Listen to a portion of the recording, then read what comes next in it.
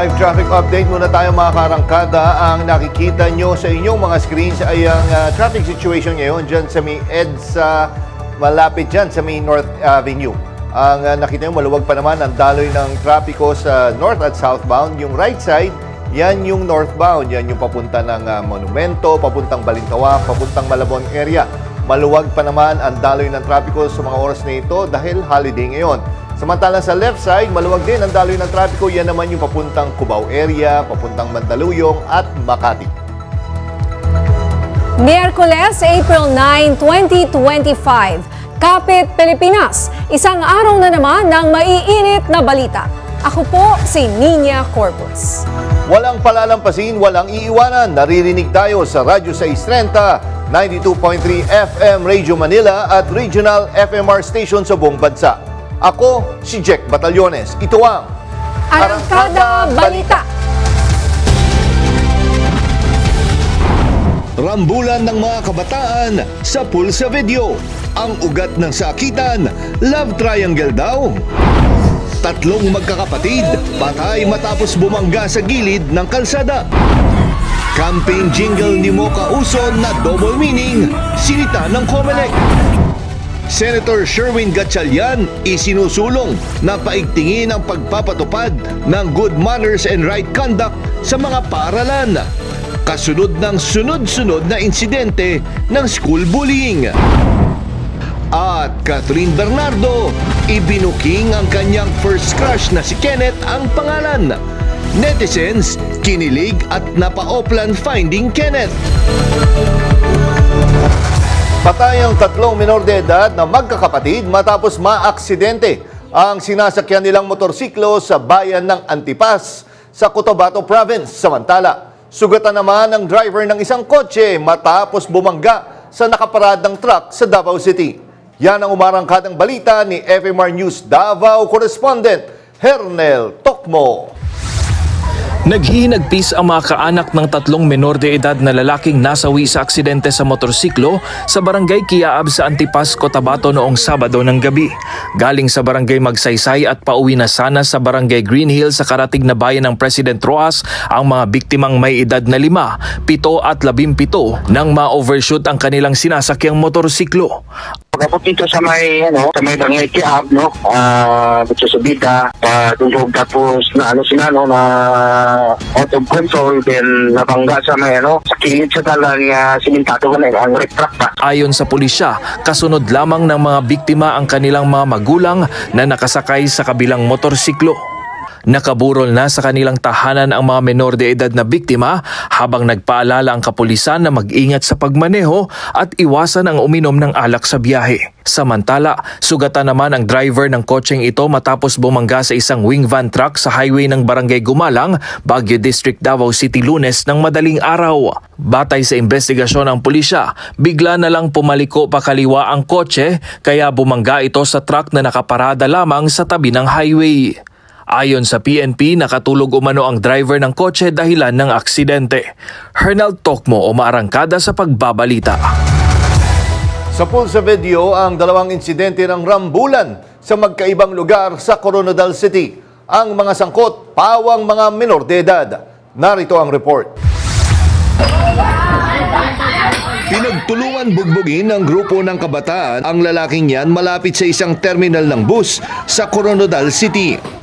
Habang pinagsusuntok, patuloy namang nagpupuminglas ang lalaki hanggang sa mahubaran siya ng isa sa mga gumugulpi sa kanya. Dito na nagawang makatakas ng biktima. Base sa investigasyon, pawang mga menor de edad ang sangkot sa rumble.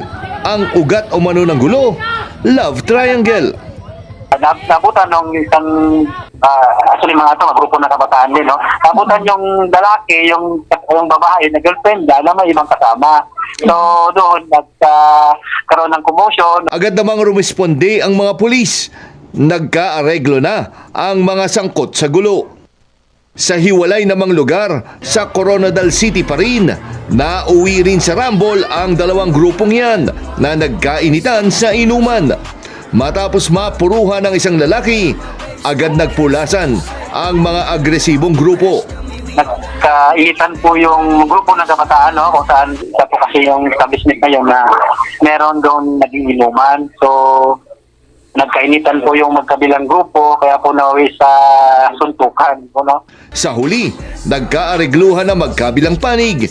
Hindi na rin nagsampa ng reklamo ang may-ari ng establishmento. Nakumpiska ang iba't ibang matataas na kalibre ng baril sa raid sa Pampanga. 2 suspect ang arestado. Yan ang umaarangkadang balita mula kay FMR News Central Luzon correspondent Gracie Rutao. Tuwing kakampi ko, hindi ako pauuli ng buhay.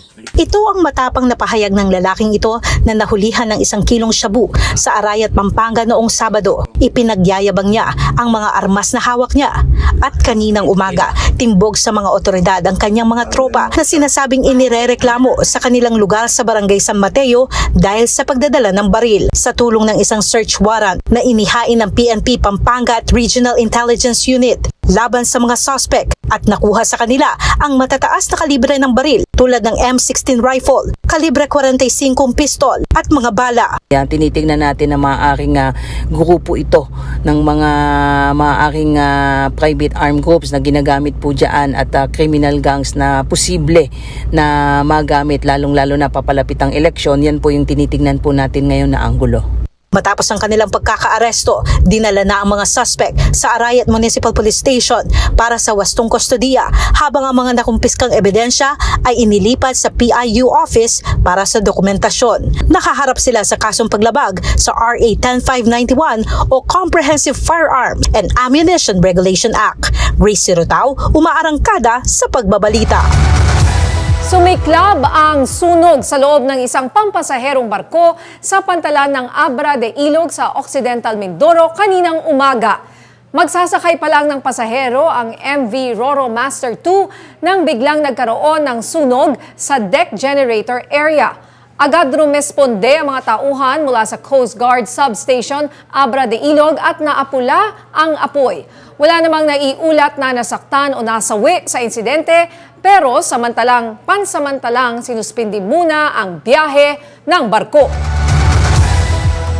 Natagpuan sa loob ng ecobag ang bangkay ng isang sanggol sa Baguio City. Iniwan ito sa gilid ng kalsada, kalapkip ang isang papel na may nakasulat na kung sino man ang makakita sa sanggol ay ilibing na lang ito. Nadiskubre ng mga street sweeper ang ecobag. Ayon sa mga pulis, nailibing na ang babaeng sanggol na nasa 6 hanggang 8 buwan gulang. Hinala ng mga otoridad, posibleng ang babaeng nagpapalakad-lakad sa lugar ang nag-iwan sa sanggol o di kaya ang 2 rider na nahagip sa CCTV. Pinaghahanap na sila. Hindi lang pala sa Gotham City may Batman. Dito sa Pilipinas, may Batman din pero imbis na lumaban sa krimen, transporter ng pugante ang trabaho. Narito ang detalye. Alias Batman. Bistado ang modus ng isang alias Batman matapos mabuking ang tangkang pagtakas ng 5 Chinese fugitives sa karagatan sa Mindanao. Ayon sa Bureau of Immigration, may lead na sila kung sino ang tumutulong sa mga dayuhan. At yan ay si alias Batman. Ang mga pugante, sina Ying Guanzhen, Yang Jinlong, Liu Xin, Shen Kan at Luo Honglin ay naaresto sa Zamboanga noong Marso 22. Nahuli sila sa pinagsanib na puwersa ng BI Intelligence Division at Fugitive Search Unit. Abril 8 nang ilipat sila sa Maynila para harapin ang mga kaso ng deportation. Lumabas sa investigasyon, konektado raw ang 5 sa Lucky South 99, isang pogo company na sinalakay noon dahil sa umunoy illegal na operasyon. Sa ulat ng PNP Police Regional Office Bangsamoro Autonomous Region, sakay ang mga dayuhan ng isang maliit na speedboat mula Holo. Pero bago pa makalayo, nasabat sila sa karagatan ng Barangay Sikulis, Languyan, Tawi-Tawi. Sa ngayon, tuloy ang investigasyon para tuluyang matukoy at mahuli si alias Batman. Sinita ng Commission on Elections ang vlogger at kumakandidatong konsehal ng 3rd District na Maynila na si Mocha Uson. Dahil ito sa campaign jingle ni Uson na may double meaning o iba pang ibig sabihin. Sa sulat ng COMELEC kay Uson, sinabi nito na alam nilang gusto ng mga kandidato na makakuha ng atensyon ng mga botante sa pamamagitan ng campaign jingle. Pero paalala nila, huwag naman sanang sexually suggestive ito. Mas mainam umanong tumutok si Uson sa kanya mismong plataforma. Samantala, pinaiimbestigahan na sa National Bureau of Investigation ang paggamit sa isang PWD para siraan si Pasig City Mayor Vico Soto. Ayon kay Social Welfare Secretary Rex Gatchalian, pinaiimbestigahan na nila sa NBI kung sino ang nag-upload ng video. Nauna nang nag-viral ang video ng 57 taong gulang na babaeng may mental health issues na pilit pinagsalita laban kay Mayor Soto kapalit ng bigas. Nakikipag-ugnayan na ang DSWD sa pamilya ng biktima at nagbigay na ng tulong pinansyal at psychosocial services. Patuloy na pinaghahandaan ang mga legal na hakbang laban sa mga responsable at inaalam kung magpapasya ang pamilya ng biktima na magsampa ng kaso. Bawal na ang pagmumura sa kampanya. Ipinagbawal ng Commission on Elections ang paggamit ng foul language ng mga kandidato para sa May 2025 midterm elections. Pinalawig ng COMELEC ang anti-discrimination at fair campaign rules sa pamamagitan ng bagong safe space provision. Sakop nito ang pagbabawal hindi lang sa pagmumura, kundi pati na rin sa diskriminasyon laban sa kababaihan, matatanda at iba pang vulnerable groups.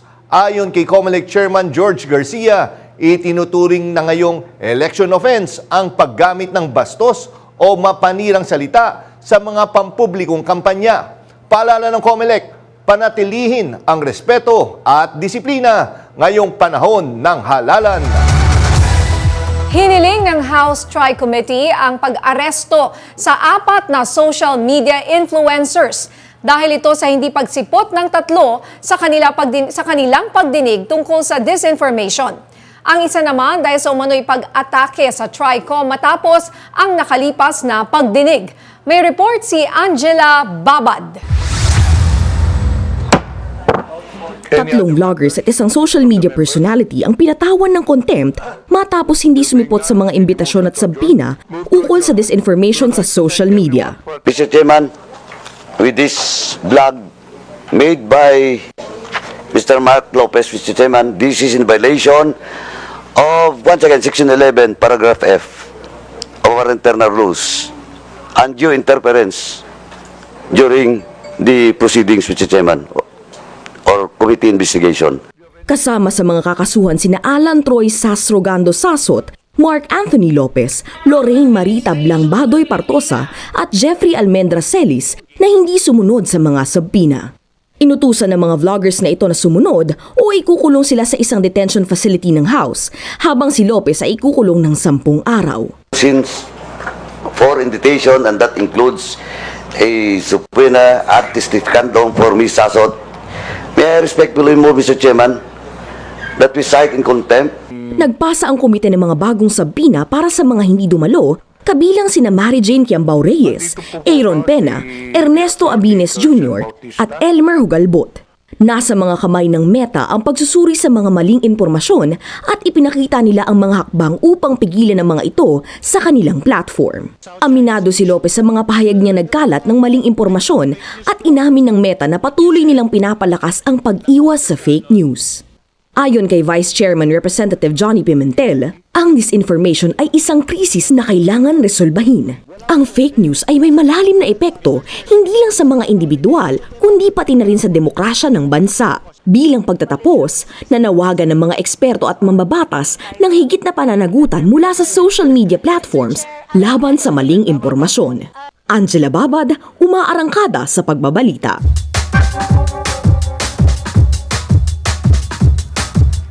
Sa kabila ng patuloy ng pag-usbong ng kung ano-ano sa social media, marami pa rin usapin tungkol sa mga hangganan ng malayang pagpapahayag. Ang ilan ginagamit ito para maglabas ng kanilang saloobin. Kasi legal daw yun at right daw natin bilang tao. Ano po ang tingin ninyo sa mga nagmumura at nangbabasto sa social media? Okay lang po ba yun? Kasi may freedom of speech daw. Ikaw, ano ang iyong masasabi? Hindi po siya magandang impluwensya para sa nakararami, lalo na po sa mga kabataan. Hindi po talaga mabuti na nagmumura or nambabastos ka doon. Ginawa siya bilang maging friendly environment. Hindi ako sang-ayon doon kasi una sa lahat may mga batang nakakapanood sa social media. So nagiging identity nila yung pagmumura, pero I think hindi siya nakakatulong sa youth. They reflect naman yung totoong buhay ng mga tao na nagmumura talaga. Gets ko naman bakit, pero kailangan ng context. Kasi I think it's okay as long as na parang private siya and with your friends. Dapat hindi natin tinotolerate kasi nga marami nang nakaka-access ng social media. Very unprofessional, especially kung kunyari nagpapanggap na matinong page. So parang it's actually kind of embarrassing. Social media nga naman po, syempre yung mga gusto nyong sabihin, masasabi nyo na, pero may linya po na like hindi mo dapat lampasan. Sharp, painful, uncomfortable. Pero karapatan daw natin ito. Pag-uusapan natin kung hanggang saan nga ba ang hangganan ng malayang pananalita sa ilalim ng batas. Kasama natin live via Zoom si Dr. Ederson Tapia, President of the Philippine Society for Public Administration at Vice President for Academic Affairs ng University of Makati. Magandang hapon po, Professor. Good afternoon, Ninya. Okay, Prof, simplihan ko na lang po at diretso na po ako. Ano po ba talaga ang hangganan ng kalayaan sa pananalita? Well, ang tingin ko dyan is meron naman tayong kalayaang magsalita, no? Pero I think mukhang maliwanag na sa ating lahat na hindi absolute yung karapatan nating magsalita, no? There are limits to what we can say.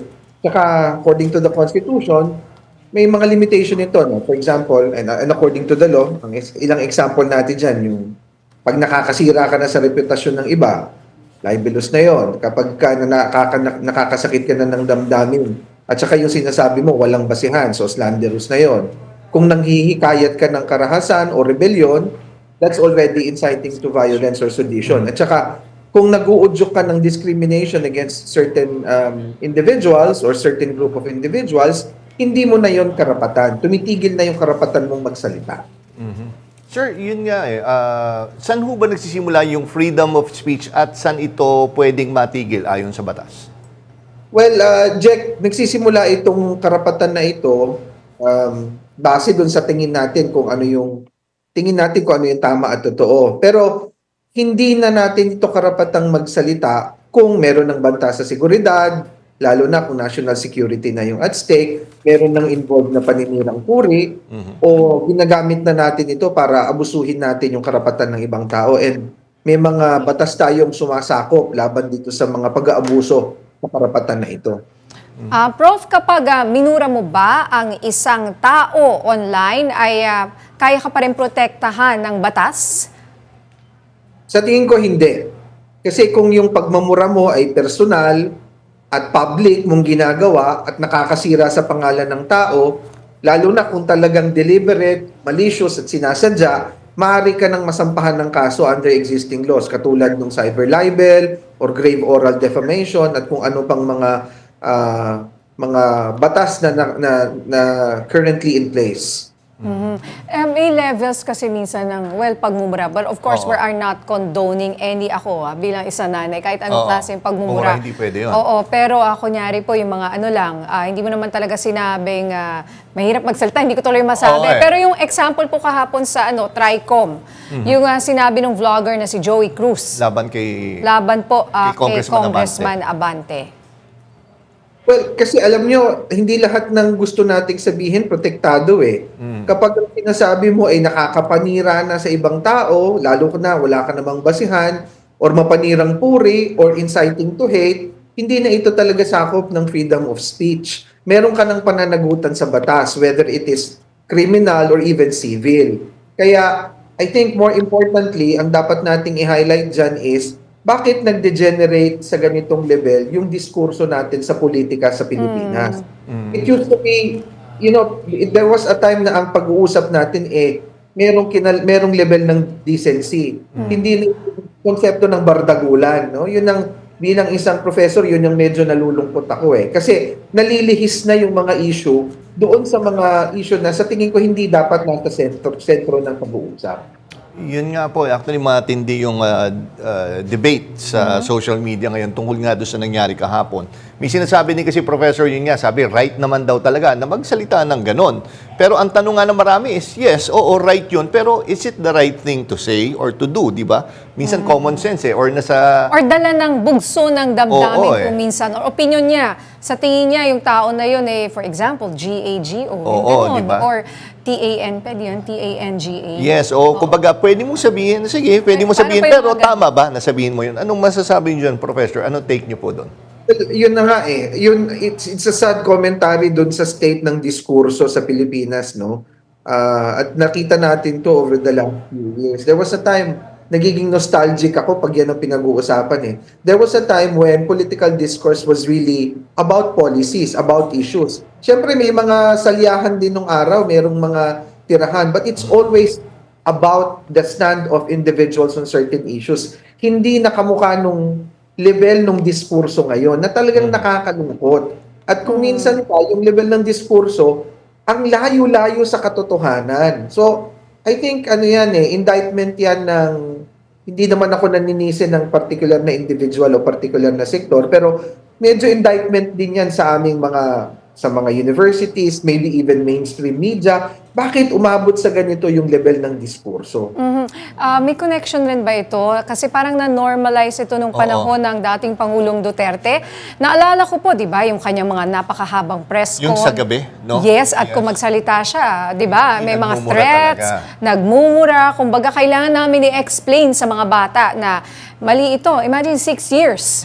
Sa ilalim po niya na parang na-normalize po yung pagse-threaten, pagsasalita ng masama, pagbumura. At galing mismo sa presidente. Well, yun nga, mahirap i-defend yun Kasi, halimbawa ko, meron akong anak na 6 years old at 11 years old.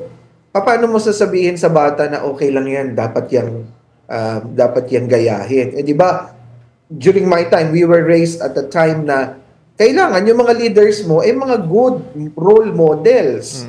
Pero kung meron kang mga leader na ganon, yung every 5 seconds merong sinasabing hindi maganda, parang hindi magandang ehemplo sa mga ordinaryong mga estudyante, tsaka lalo na sa kabataan. So, I agree with you, Ninya, tsaka Jack, yung sinabi ninyo na na-normalize siya during that period. Pero, hindi pa naman tapos ang lahat I think, kailangan actively, lalo na kaming mga nasa academe, magsulong ulit nung mga pagbabalik ng decency sa diskurso. Kasi walang masama doon At yun, if we are able to do that, nababalik tayo doon sa mga tama dapat nating pag-usapan. We don't need to agree all the time, Iba yung opinion mo, iba yung opinion ko. But we should always be respectful of our rights to say these things. At saka, dapat palaging sa level ng totoo.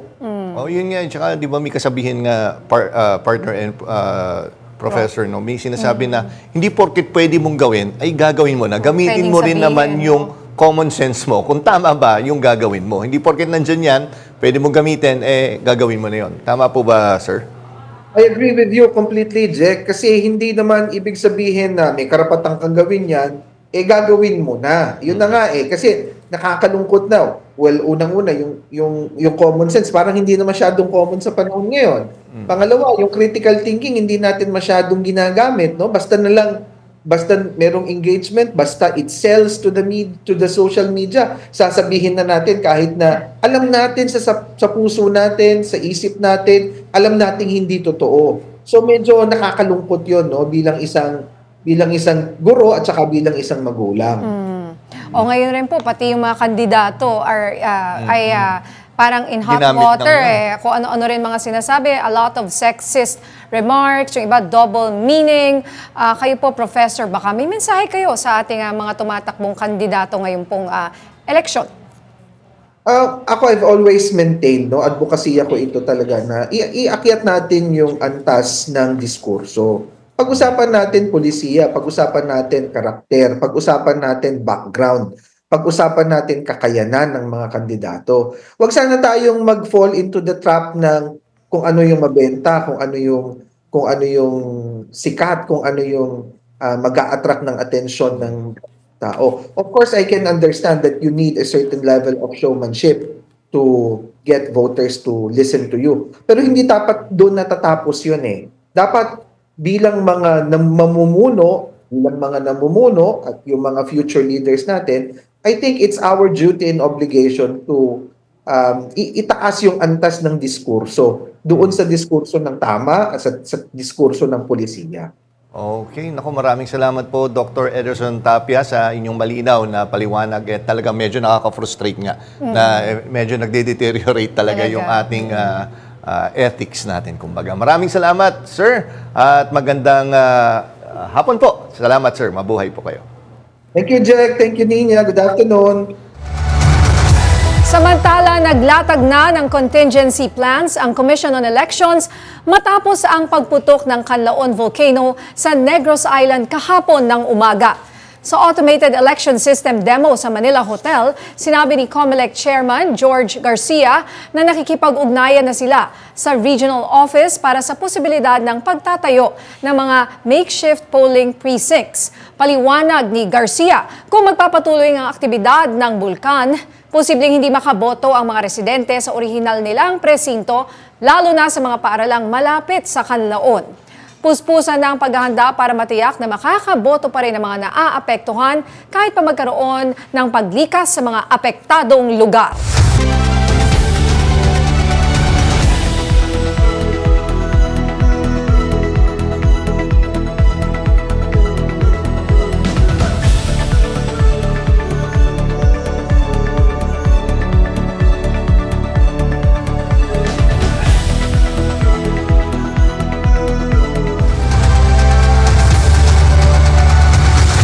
Congressional candidate sa Pasig, re-electionist governor sa Misamis Oriental at isang congressman sa Davao de Oro. Ilan lang sila sa pinuna at sinampahan ng reklamo dahil sa sexist jokes. Nagbabala naman ang mga ahensya ng gobyerno sa mga kandidato. Narito ang report ni Angela Babad. Nabuo po kasi yan. Agad umani ng matinding batikos at legal na reklamo si Christian Ian Sia, kandidato sa Kongreso ng Pasig, matapos magbiro ng isang sexist joke tungkol sa pagsiping sa babae. Nakita ko naman po na hindi naman po sila offended.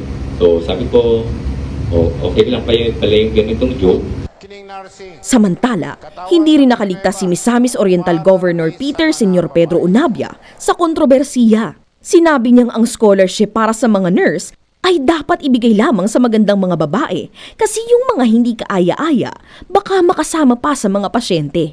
Ang mga pahayag na ito ay agad pinuna ng Gabriela Women's Party at Philippine Commission on Women na nagsasabing hindi pwedeng gawing biro ang gender-based na diskriminasyon lalo na sa mga pampublikong events. Nagbigay diin ng PCW na ang mga ganitong insidente ay nagpapakita ng mas malalim na problema sa politika at kultura ng diskriminasyon sa ating bansa. Patuloy din ang mga ahensya ng gobyerno tulad ng Commission on Elections at PPCRV na pinaaalalahanan ng mga kandidato na itaas ang antas ng diskurso sa kampanya at na dapat mag-focus sa mga plataporma, hindi sa makismo. Samantala, hindi rin nakaligtas sa kontrobersiya ang isang pangyayari. Ang pahayag ni Davao de Oro Representative Ruel Peter Gonzaga ay nagbigay ng bagong laban. Ayon kay Senadora Laila de Lima, malaki ang epekto ng mga sexist na pahayag ni Gonzaga sa imahe ng mga kababaihan sa politika. Nanawagan si de Lima na mag-apologize si Gonzaga hindi lang sa mga kababaihan kundi sa buong bansa na naniniwala sa politika na nakabatay sa respeto at dignidad ng tao. Patuloy na nagsusulong ng mga reforma ang mga lider ng mga women's rights groups at itinutulak nila ang publiko na magtulungan para sa isang malinis, makatarungan at hindi sexist na gobyerno. Ngunit ang tanong, paano ang eleksyon kung ang mga kandidato mismo ang gumagawa ng ganitong kultura? Angela Babad, umaarangkada sa pagbabalita. Ang mga sexist remarks ng ilang politiko ay nagdulot ng matinding reaksyon sa buong bansa. Kasama natin si dating Senator Laila de Lima para bigyan ng reaksyon ang mga ito. Magandang gabi po, Senator Laila, at salamat po muli sa paglalaan ng inyong oras. Magandang gabi sa inyo, Nina and Jack, at saka sa mga nanonood ngayon. Ma'am, sa inyong programa niyo. Yes po. Sa inyong pananaw, sapat na ba ang public apology o kailangan pa ng karagdagang aksyon laban kay Representative Gonzaga? Dapat po ay bigyan ng leksyon ang mga katulad nila. Hindi lang po si Representative Gonzaga na mention po sa report nyo kanina, ilan-ilan na po sila na ganyan ang mga ginagawa, nakakabahala at nakakagalit. Kasi anong klase mga kandidato yan na ganyan ang mga sinasabi sa entablado at nandyan yung mga iba't ibang tao, nandyan mga lalaki, nandyan mga babae, matatanda at mga bata. Pero ganyan ang mga na lumalabas sa mga bibig nila, mga sexist, misogynistic. So hindi po sapat para sa akin ang public apology. They can start with public apology. Pero dapat may sanction sa kanila. Kung member sila ng political party, dapat yung political party nila ay umaksyon. I'm sure meron silang mga internal rules to preserve the dignity of their party. Meron silang mga dapat mga sanctions, whether it is reprimand or suspension o kung anuman. And then kung miyembro ng Kongreso, for example, House of Representatives, kailangan ay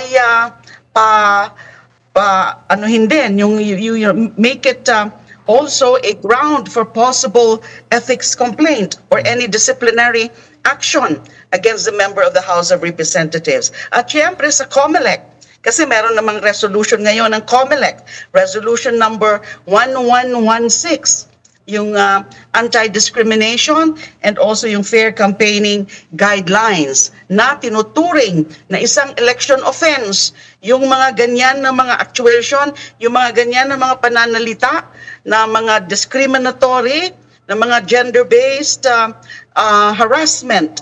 So, yan, kung election offense yan, then malinaw kung mapatunayan at makumbinsi ang COMELEC na karapat dapat silang parusahan o bigyan ng penalty. Ang sabi sa Omnibus Election Code, kapag election offense ay either imprisonment, ay either fine or imprisonment from 6 months up to 6 years. Kailangan merong konkreto na mga ipataw sa kanila para hindi na nangyayari yan. Kasi dumadami na silang ganyan nakakasama sa diskurso.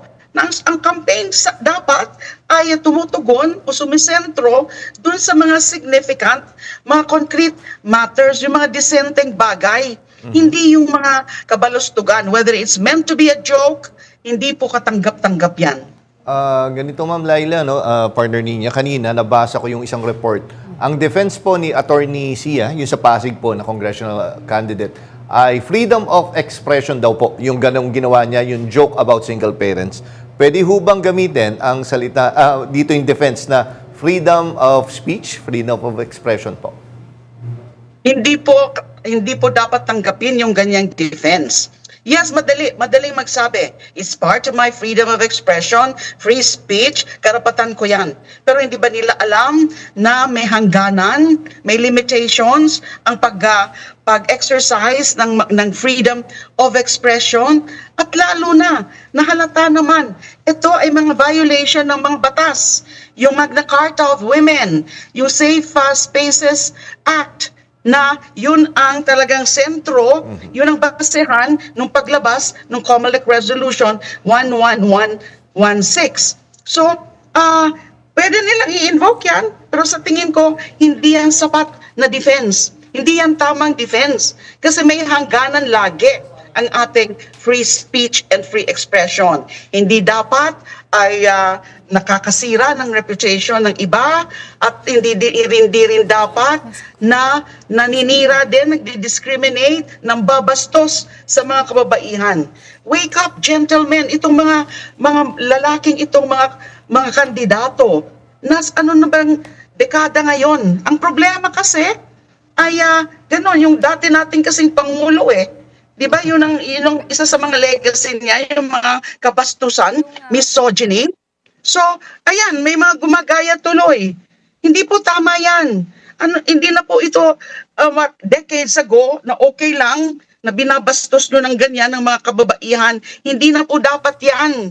Kasi ano na ho tayo sa international covenants, sa Universal Declaration of Human Rights, kinikilala ang gender equality, kinikilala ang dignidad ng mga kababaihan. Okay, bukod po kay Representative Gonzaga at na-mention mo nga yung kay Attorney Sia, may mga nauna na rin na mga insidente ng sexist remarks mula sa iba pang mga politiko. For all we know, marami dyan. Hindi lang nakukunan. Yung jingle nga lang ni Mocha, di ba? Medyo iba rin yun. Double meaning. Oo. Pero nagsabi na siya na alisin na daw niya. Alisin na Oo, rin mo. sumulat na siya sa comment. Opo. So siguro bilang panghuli na lang po, ano po kaya mahakbang na pwedeng gawin ng mga mamamayan upang tiyakin ng mga leader ng bansa ay magsusulong ng respeto, katarungan at dignidad. Senator Laila. Unang-una mag-push, dapat to nagpo-push back kaagad. Dapat to every time there is such an incident, every time na nagsasalita ng mga ganyan na umaasta ng kabastusan sa kababaihan, we call them out right away. At saka yung tungkol nga dun sa tumatawa ng mga audience, although sa tingin ko, instant reaction lang yan ng mga nasa audience kasi hindi pa nila actually, hindi pa yata nila na pro-process yung consequence ng mga pananalita na ganon. So push back agad tayo. Sasabihin ka agad natin, mali yan, stop it. Tapos yung mga tapos magreklamo na kaagad sa mga tamang mga institusyon kung saan pwede itong mga ireklamo like the COMELEC and the Philippine Commission on Women and also the CHR, the Commission on Human Rights. Okay, naku, maraming salamat po sa binigay niyong oras sa amin, Manay Laila de Lima. Alam namin, very busy kayo sa campaign trail. And again, salamat at pinagbigyan niyo ulit kami dito sa Arangkada Balita. Magandang gabi, ma'am. Maraming salamat din po. Maraming salamat din po. Thank you. Salamat, ma'am. Ayun nga, partner Jack, parang ang dami hirap na, may isa, dalawa, tatlo, ang dami na palang mga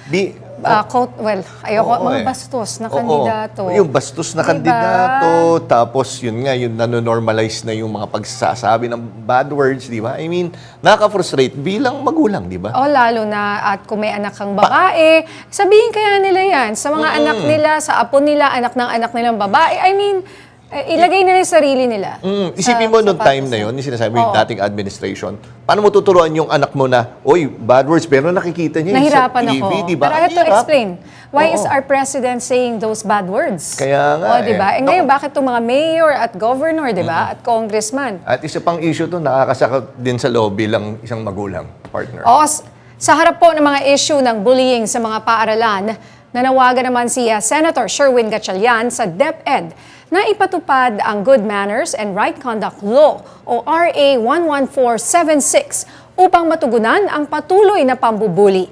Ayon kay Gatchalian, hindi pa ganap na naipapatupad ang batas na ito kaya't nagiging sanhi ng bullying sa mga kabataan. Layunin ni Gatchalian na gawing subject ang GMRC mula grade 1 hanggang 6 at palawakin pa ito sa senior high school.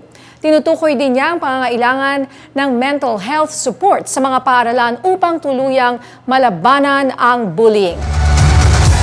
At ngayong araw makakasama natin si Senator Sherwin Gatchalian. Magandang gabi po sa inyo, Senator Gatchalian, at welcome po sa Arangkada Balita. Magandang gabi naman at magandang gabi sa ating mga tagapakinig. Senator, simulan po natin sa inyong panawagan na mas palawakin pa ang implementasyon nitong GMRC sa mga paaralan. Ang GMRC ay ito ay naisabatas noong 2020 at ito ang kaisa-isang legislated subject. Ito ay ginawang batas dahil sa kanyang importansya at nakikita ng ating mambabatas na sa lahat ng mga subjects, ito ang pinaka-importante dahil ito ang huhubog sa pagkatao ng bata. At nakasulat kasama sa GMRC, nakasulat doon, isa sa mga katangian na dapat ituro sa bata ay pagmamahal sa kapwa. Kaya ito ay isang panawagan sa Department of Education dahil right now, ang anti-bullying policy ng DepEd ay reactive. Ibig sabihin may bully ka na. Nandiyan na yung bully bago natin pinipigilan yung bully. So ang importante ngayon, mawala ang bully dahil tinuturuan natin ang bata ng magandang asal. Yun nga po. Senator, ganito, no? Kumbaga, ako nung time ko, ay ang GMRC ay tinuturo na ng mga magulang ko. Pero kumbaga, hindi, not necessarily sa school. Pero ngayon, ano yung naging motivation natin? Bakit, kumbaga, hindi na lang pwede sa bahay ituro ang yung GMRC at kailangan pa ng konting reinforcement mula sa eskwelahan po, Senator? Walang kapalit talaga sa paggabay ng magulang. Yan talaga ay napakahalaga. Kaya meron din tayong isang batas nga dyan na naisabatas mga, I think, 2 years ago. Ito yung Parenting Effectiveness Seminar kung saan ino-organize ang mga magulang at tinuturuan naman sila ng mga parental concepts. So, importante pa rin ang papel ng mga magulang. Pero dahil ang bata ay mas mahabang panahon ang ginugugol o mas mahabang oras ay nasa eskwelahan siya, importante rin na ang eskwelahan ay tinuturuan siya ng magandang asay at nahuhubog siya sa pagiging isang produktibong mamamayan. Iba po itong GMRC Act na ito dun sa RA 10627 na Anti-Bullying Act po, Senator Gatchalian. Yung anti-bullying kasi ang konsepto nito, andyan na yung bully. At dapat gumawa tayo ng mga polisiya para ma-report itong mga bullies, magkaroon ng preventive measures at advocacy. Pero pag-iisipin mo, nandyan na siya eh. Ang importante ngayon ay sa murang edad pa lang, 6 years old, 7 years old, grade 1, grade 2, natuturuan na sila ng magandang asal. Kaya dito pumapasok yung GMRC. Of course, importante rin yung Anti-Bullying Act dahil sa ngayon hindi natin maaalis talaga yung posibilidad na may mga bullies. Pero mas importante rin, sabay na implementa itong GMRC para dahan-dahan na matuto yung bata na mahalin yung kanyang kapwa.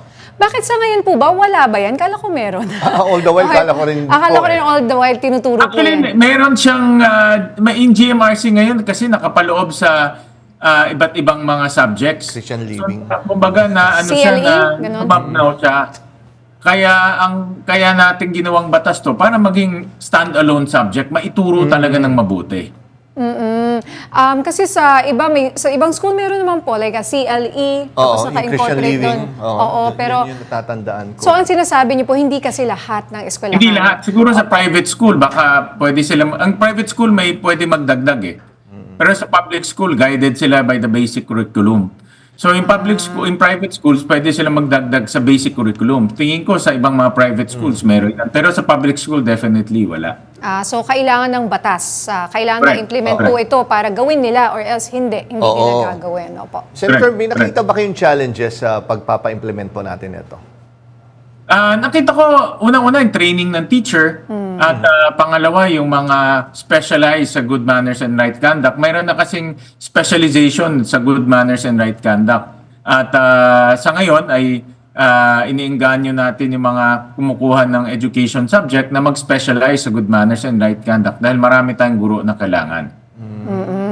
Ayan po maganda po itong hakbang na ginagawa po ninyo para sana kailan po ninyo nakikita ito na talagang mai-implement sa lahat ng mga public schools, Senator?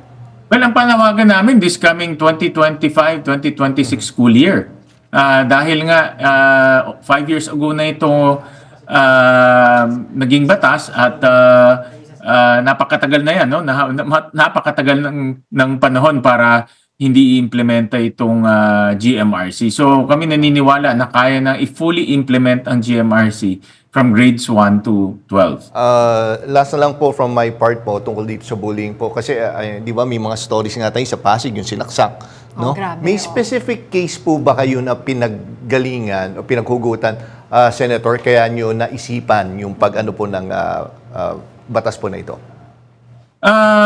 Nung dinideliberate namin to, at pinag-uusapan, pinagdidebatihan sa Senado, lahat ng senador sumang-ayon na kailangan talaga natin ng isang separate subject na huhubog sa ating mga kabataan. Kasi ang pag-iisipin natin, magaling ngayong kabataan natin, tinuturuan natin ng math, reading at iba pang mga subjects. Pero kung hindi naman maganda yung asal niya, ganyan, may mga bullies tayo, may mga bata tayo na walang respeto sa matatanda, wala rin mangyayari sa atin bilang isang bansa. Kaya ginawang batas to. Ito lang ang kaisa-isang batas. Mga math, science, hindi siya legislated. Ito lang ang legislated subject dahil nga mahalaga para sa atin at bilang isang bansa na magkaroon ng mga matitino at maayos na mamamayan. Siguro isa na lang po mula sa akin. Dahil sa dami po, Senator Gatchalian, mga balita ngayon tungkol sa road rage at mga aksidente po sa kalsada. Baka pwede yung isama dyan sa GMRC, yung courtesy on the road.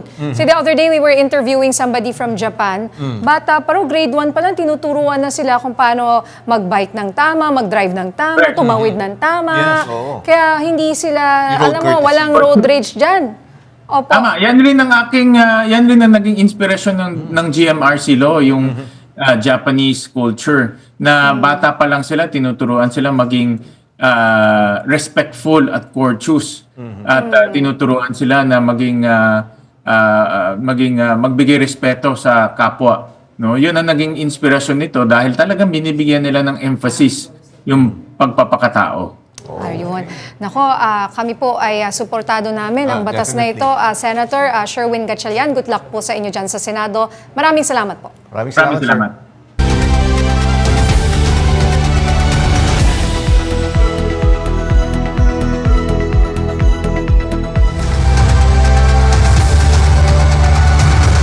Ipinagdiwang ang ika-83 anibersaryo ng Araw ng Kagitingan sa Dambana ng Kagitingan sa Mount Samat, Bataan bilang parangal sa mga nagbuwis ng buhay para sa kalayaan ng bansa.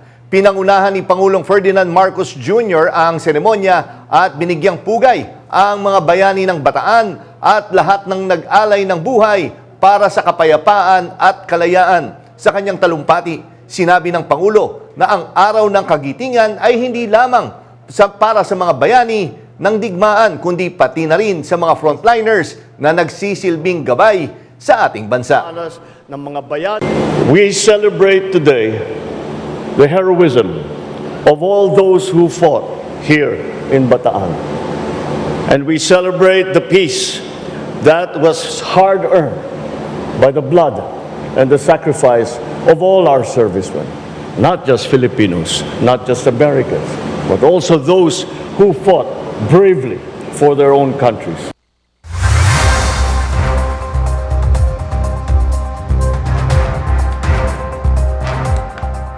Sa pamamagitan ng teknolohiya, isang uri ng lobo ang itinuturing na extinct at nawala na ng mahigit 10,000 taon ang naibalik. Paano nangyari yan? Ang buong detalye, alamin sa Balita Abroad.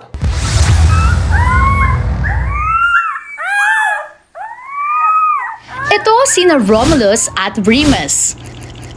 Sa unang tingin, aakalain na mga alagang tuta sila. Cute na cute ang kanilang mga puting balahibo at maamong itsura. Pero sina Romulus at Remus, hindi mga aso. Isang uri ng lobo na mahigit 100 siglo o 10,000 years nang extinct. Pero paano nangyari yan? Sa pamamagitan ng genetic engineering, kumuha ng 2 DNA sample ang mga scientists mula sa buto ng 13,000-year-old na direwolf. Una, mula sa ngipin, pangalawa, sa bungo. Pinagsama yan sa sample ng isang gray wolf dahil ito ang kalapit na katangian ng mga dire wolf. Isang aso ang nagbuntis o naging surrogate mother ng dire wolves. Successful yan dahil bukod kay Romulus at Remus, nabuhay rin ang ngayon 2-month-old na dire wolf na si Khaleesi pero hindi pa siya ipinakikita sa publiko. Pinaniniwalaang na-extinct ang mga dire wolf noon dahil sa climate change. Dahil sa panibagong ambag ng teknolohiya, ginulantang niyan ang mundo. Sa ngayon, kasalukuyang cover poster ng Time Magazine si Remus dahil palatandaan daw yan na posibleng bumalik ang iba pang mga hayop na dati nang extinct, gaya na lang ng binabalak na pagbuhay ulit sa mga mammoth. Sa ngayon, nasa pangangalaga ng grupo ng mga scientists ang 3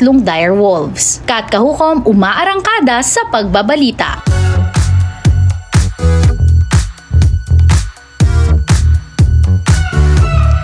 Na-curious ang netizens sa first crush reveal ni Catherine Bernardo sa Pilipinas Got Talent. Name niya ay Kenneth. Buhay na buhay ang kilig. Ayun na nga, kinilig ng bongga ang madla dahil sa pag-amin na yan ni Kat. Kwento ni Kat, mistisuhin daw si Kenneth na first crush niya. Grade 2 pa lang daw siya noon at nakatira sa Cabanatuan. Pero hanggang secret crush na lang daw yun.